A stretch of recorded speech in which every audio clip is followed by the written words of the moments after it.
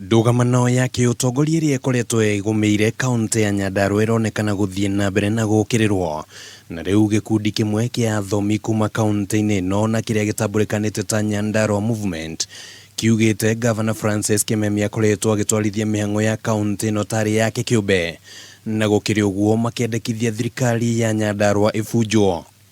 We as the people feel that time has come for the county government to be dissolved, to pave way for a government that is sensitive and reactive to the people's needs of Nyandarua.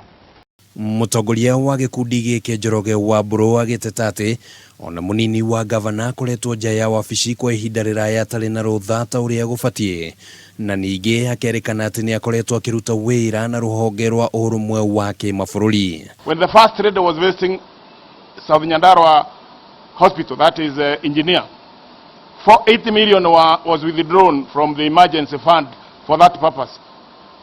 And these 80 million went into the pockets of individuals in the county government.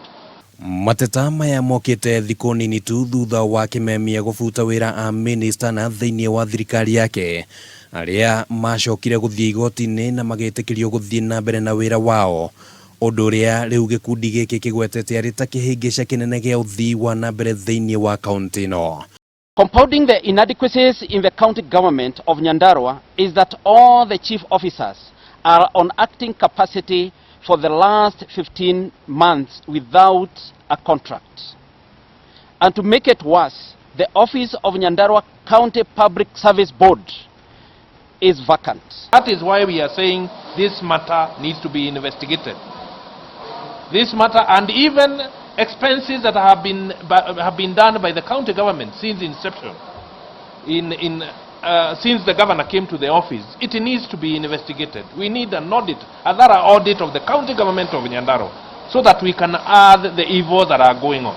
Handũ-inĩ ha Kameme TV, rĩtwa rĩakwa nĩ Kĩmani wa Ngũnjiri.